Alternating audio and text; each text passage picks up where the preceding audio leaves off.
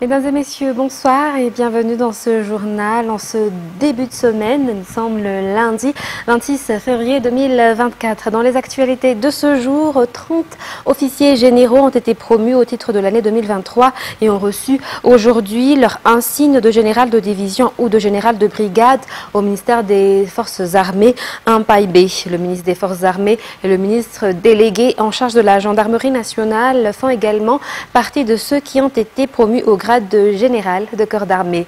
Reportage de Miervulat Sferen et Bras Denilson.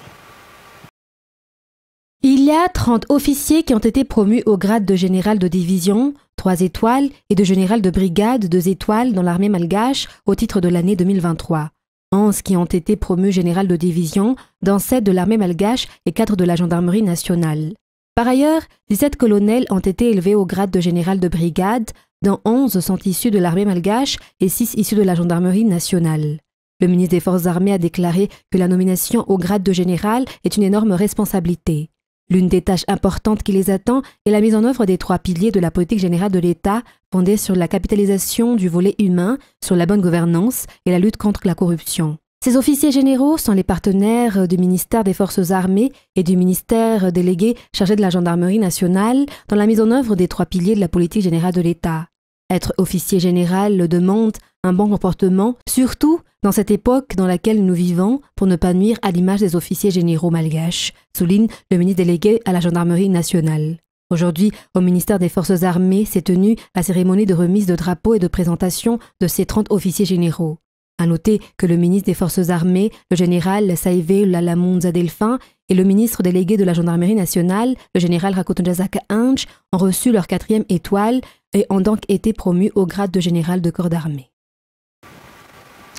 Dans un tout autre sujet à présent, le site web pour répondre aux doléances des justiciables a été présenté aujourd'hui. Le but étant la proximité d'après la ministre de la Justice, Rangia Manantenasu Landimboulatine. Reportage de Ruth Christelle Rakoutmalal et Asna Rafal Zonaj. Afin d'améliorer le fonctionnement du tribunal, le site internet Fitaran Valun Fitarenak a été créé. Grâce à ce site web, il est possible aux justiciables de soumettre leurs doléances. Ce site internet a été rendu possible grâce à une collaboration entre le ministère de la Justice et une entreprise privée, et il est absolument certain que les plaintes de ceux qui l'envoient seront reçues. Le site web est conçu selon les dernières technologies. Les doléances devraient être fondées selon les explications, ainsi des informations supplémentaires sont demandées. La réponse à ces doléances sont également disponibles sur le site internet. Selon la ministre de la Justice, Rangia Manantenasu Landimboulatine, ce site internet est une manière de concrétiser le tribunal de proximité. C'est aussi une démarche pour lutter contre la corruption, car les justiciables n'auront plus recours aux racoleurs. Le site internet Fitaran Avalun Fitarenak est accessible H24. Par ailleurs, la durée des réponses varie selon les doléances. Et dans la page économique de ce soir, parlant agriculture et élevage, la mise en œuvre des travaux urgents pour le ministère de l'Agriculture et de l'Élevage est en cours, comme a déclaré le ministre lors du reboisement de samedi dernier. Comme on le sait, il y a 5 tâches principales et urgentes à accomplir en 100 jours pour ce département ministériel, y compris l'extension des surfaces arables et la création d'une usine d'engrais. Reportage de Sylvain et Secha Angenab. La création de nouvelles surfaces arables et la réhabilitation de 30 000 hectares de plaines irriguées, la formation de 3 000 ménages producteurs aux nouvelles techniques agricoles, la poursuite de la distribution de semences et d'engrais aux agriculteurs, ce sont les tâches urgentes qui doivent être réalisées en 100 jours pour le ministère de l'Agriculture et de l'Élevage. La création d'une usine d'engrais est également une priorité. Il nous faudra encore jusqu'à 570 000 tonnes d'engrais, NPK et d'engrais organiques. Tous ces travaux sont actuellement en cours, a précisé le ministre de l'Agriculture et de l'Élevage. Outre la sécurité alimentaire, le développement et la promotion des activités de production, le ministère de l'Agriculture et de l'Élevage concrétise également la restauration de la couverture forestière à Madagascar. Ainsi, 2250 plantes, dont des arbres fruitiers et bien d'autres, ont été mis sur terre par les employés du ministère à Feferamang Arivunmam, région d'Itas. Le thème évoqué lors de ce reboisement était « Planter des arbres, reconstruire le monde, améliorer la production, laisser un héritage à la prochaine génération ». Restons toujours dans ce sujet, mais partons au niveau des agriculteurs. Justement, les agriculteurs d'Andjoubé, Antsaadit vont entamer des négociations avec le secteur privé pour améliorer leur production à travers un contrat dans lequel ils bénéficieront directement de l'entreprise des semences de riz améliorées Usafuch. Ce contrat leur permet également de trouver un marché immédiatement dès la fin de la récolte. C'est Sylvain, c'est Adjanamp toujours. Les agriculteurs se chargent d'exploiter leurs champs tandis que l'entreprise fournira les engrais et les semences nécessaires à la culture. Après la récolte, trouver des débouchés ne sera plus un problème. L'entreprise en question se chargera de la réception des produits des agriculteurs. Il s'agira d'une nouvelle façon de travailler entre les producteurs locaux et le groupement d'entreprises dans la répartition de ces semences de riz améliorées, Usafuch, dans la commune d'Andjoubé, Antsaadit, district d'Antsimdjano. Les agriculteurs en seront les grands bénéficiaires, notamment en termes de rendement et d'amélioration des moyens de subsistance. C'était un problème pour eux d'avoir accès à des techniques agricoles efficaces et surtout au marché. La coopération entre agriculteurs et groupes d'entreprises est soumise au contrôle de la loi. Il y aura des manuels de responsabilité partagés, des normes partagées, des prix mutuellement convenus et la définition d'un plan d'affaires réussi pour les agriculteurs. Le processus de coopération-agrégation agricole nécessite une formation avant tout. La commune d'Andjoubé Antsaadit visera l'autosuffisance alimentaire grâce à la coopération directe entre les agriculteurs et le secteur privé. Lors de la présentation du projet agrégation agricole et les négociations entre agriculteurs et groupes d'entreprises, 3 tonnes d'engrais, TARC, ont également été distribués. Dans la page politique, nous sommes prêts à soutenir le président de la République dans le développement de la province de Fianarantsoa, a déclaré le comité de soutien mené par Alav et son épouse, membre du parti politique TGV de Fianarantsoa, durant la cérémonie de remerciement des équipes qui ont contribué à la campagne pour la réélection du président Andradzuel qui s'est tenue au gymnase Abatmen à Fianarantsoa en fin de semaine. Les équipes restent solidaires et confiantes dans le travail du président malagasy, mais surtout reste fidèle au président, affirmera Alav dans son discours. Cette cérémonie a vu la présence de diverses associations comme l'association des étudiants, des associations de soutien au président, entre autres, mais aussi du gouverneur de la région Otmatiach. Dans les actualités sociales, plus de 450 personnes vulnérables et nécessiteuses ont bénéficié de repas Resto du Cœur à Manarantsoa le week-end dernier dans le cadre d'un événement organisé par des organisations non gouvernementales pour aider les personnes vivant dans les bas quartiers. Les détails avec Felna Rakotwarsoul et Anzara Razonarvul. Afin d'aider les plus démunis des bas quartiers, un organisme privé a organisé des repas au Resto du Cœur tous les 2 semaines pour les plus démunis. C'est donc au tour du Fukuntan de Manarantsoa de bénéficier de ces repas gratuits le week-end dernier. Il existe une coopération entre les membres de l'organisme et le Fukuntan pour identifier les personnes vulnérables qui devraient bénéficier de ces repas. Ils étaient 450 pour ce Fukuntan de Manarantsoa. Ce sera au tour des Fukuntans du 4e arrondissement de bénéficier du Resto du Cœur dans 2 semaines, selon les informations. Parlant religion, la cellule de prière dirigée par Maman Olga Radzuel, la mère du président de la République, s'étend dans tout Madagascar. Celle de Nosbe-Elville a été inaugurée samedi 24 février 2024. De nombreuses personnes ont répondu à l'appel pour rejoindre la cellule de prière dans cette localité. C'était avec Fandjessena Mireille et Yves Janel. Le 24e cellule de prière dirigée par Maman Olga Radzuel, la mère du président de la République, a été inaugurée à Nosbe-Elville samedi dernier. Les cellules de prière prient pour le pays, les prisonniers, les malades, les mères de famille et ceux qui ont besoin de prières particulières. De nombreuses personnes ont été convaincues et ont rejoint cette cellule de prière à Nosbe-Elville. La fondatrice, Maman Olga Radzuel, a béni à cette occasion Nar Steven, qui est l'un des fondateurs de la cellule de prière locale. Des dignitaires de Nosbe, comme le préfet, le maire, ainsi que des personnes issues de différentes confessions, sont venus assister à ce culte samedi dernier.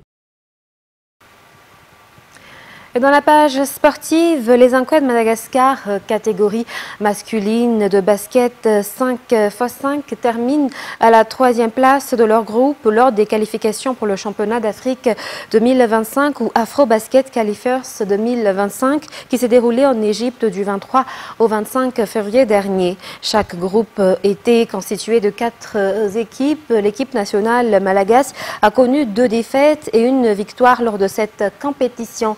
Les Anquets ont encore une chance de se qualifier pour la prochaine édition de l'Afro-Basket en se classant parmi les 3 premières places lors de la phase de retour. Adar Azonarville nous en dit plus. Les Anquets de Madagascar s'offrent une victoire sur le score de 76-69 face à la Centrafrique lors de leur 3e match hier ce soir en Égypte. Madagascar se positionne ainsi à la 3e place du groupe D, derrière les Égyptiens et les Ivoiriens à la fin de la phase aller. Si l'on revient au résultat des 2 premiers matchs, la Côte d'Ivoire nous a battus sur le score de 77-69 lors du 2e match. Contre l'Égypte, les Anquets ont perdu sur le score de 97-66. La victoire contre la sélection centrafricaine était bien nécessaire pour mieux appréhender la prochaine étape selon les joueurs et les entraîneurs. Les Anquets pourront décrocher alors une qualification pour l'Afro-Basket s'ils réussissent à se classer dans la même position ou même avoir une meilleure position lors de la phase retour qui aura lieu du 17 au 25 février 2025. Et dans les actualités internationales, l'armée israélienne a proposé un plan d'évacuation des civils dans la bande de Gaza, ont annoncé aujourd'hui les services de Benjamin Netanyahou, toujours déterminé à lancer une offensive militaire contre la ville surpeuplée de Rafah. France 24. Ils sont près d'1,5 million de Palestiniens à s'agglutiner à Rafah. Israël compte tous les évacuer, reste à savoir comment. L'armée israélienne a présenté aux autorités un plan d'évacuation qui n'a pour le moment pas été révélé. L'annonce a été faite dans un communiqué succinct du bureau de Benjamin Netanyahou. L'armée israélienne a présenté au cabinet de guerre un plan d'évacuation de la population des zones de combat dans la bande de Gaza, ainsi qu'un plan opérationnel à venir. Cette annonce est surtout révélatrice de la volonté de Benjamin Netanyahou de mener à bien son offensive terrestre à Rafah, une ville qu'il considère comme le dernier bastion du Hamas dans la bande de Gaza. De nombreux pays ont pourtant mis en garde Israël contre une telle offensive, au premier rang desquels les États-Unis. Nous avons été clairs sur le fait que nous ne pensons pas qu'une opération militaire d'envergure doive avoir lieu à Rafah, à moins qu'il existe un plan réalisable pour protéger ces civils, les mettre en sécurité, les nourrir, les habiller et les héberger. Nous n'avons pas vu un tel plan. En attendant, Israël poursuit ses bombardements dans le sud de l'enclave palestinienne. Selon le conseiller à la sécurité nationale de la Maison-Blanche, un terrain d'entente a été trouvé sur les contours d'un possible cessez-le-feu temporaire et la libération d'otages. Mais pour cela, Israël exige la libération de tous les otages et prévient « une pause dans les combats ne signifie pas pour autant la fin de la guerre ». Et plusieurs milliers de personnes se sont rassemblées hier à Sao Paulo en soutien à l'ancien président brésilien Jair Bolsonaro, visé par une enquête sur une supposée tentative de coup d'État. Devant ses partisans, il a dénoncé sans inéligibilité. France 24. Une marée humaine recouvre l'avenue Paulista, l'une des plus célèbres de Sao Paulo. Ces manifestants sont venus en nombre, vêtus du maillot jaune de la sélection nationale pour apporter leur soutien à Jair Bolsonaro. Devant ses supporters, l'ancien président d'extrême droite balaie les accusations de coup d'État. Qu'est-ce qu'un coup d'État? Ce sont des chars dans les rues, des armes, des complots. C'est mettre la classe politique et des chefs d'entreprise de votre côté. Rien de tout cela ne s'est produit au Brésil. Jair Bolsonaro est visé par une enquête sur son implication dans les événements du 8 janvier 2023. Ce jour-là, certains de ses partisans avaient saccagé les lieux du pouvoir brésilien pour protester contre l'investiture de Lula. La justice a déclaré l'ancien président inéligible jusqu'en 2030. Une mesure qui ne l'empêche pas d'être soutenu par de nombreux partisans qui accusent la justice de persécuter leurs héros. Notre pays a été repris par le Parti communiste. Nous vivons une époque terrible ici. Nous sommes réduits au silence Nous n'avons pas le droit de dire la vérité sur ce qui se passe. Une adhésion que Jair Bolsonaro compte utiliser pour peser sur la vie politique brésilienne. Prochain objectif pour lui, le scrutin municipal d'octobre prochain, où il espère faire élire ses alliés. Et la participation d'Israël à l'Eurovision est sous le feu des critiques, alors que les appels à bannir l'État hébreu du concours se multiplient en raison de la guerre à Gaza. La chanson choisie par la candidate israélienne suscite aussi la controverse intitulée October Rain. Elle fait référence aux attaques perpétrées par le Hamas le 7 octobre dernier. France 24 toujours. Elle est la candidate de l'État hébreu à l'Eurovision. Salut, je suis Hélène Golan et je suis la représentante d'Israël à cette édition de l'Eurovision et je suis tellement excitée de vous voir tous à Malmö. Mais l'artiste de 20 ans pourrait ne pas y participer. En cause, la chanson qu'elle doit interpréter, intitulée October Rain, elle évoquerait implicitement l'attaque du 7 octobre. Des paroles qui pourraient être considérées comme politiques et donc contraires au règlement de l'UER, l'Union européenne de radio-télévision, organisatrice de l'événement. Si la chanson est jugée inacceptable, Israël pourrait proposer une nouvelle prestation. Mais le ministre hébreu de la Culture menace déjà de boycotter la compétition. L'intention de disqualifier la chanson israélienne pour l'Eurovision est scandaleuse.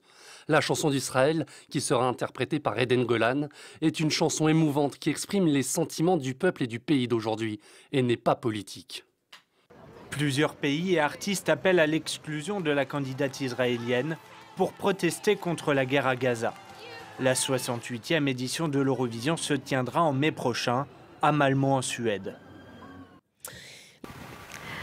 Mesdames et messieurs, s'achève cette édition pour ce soir. Nous vous remercions de votre fidélité. Très bon sud de programme sur Viva. À très bientôt.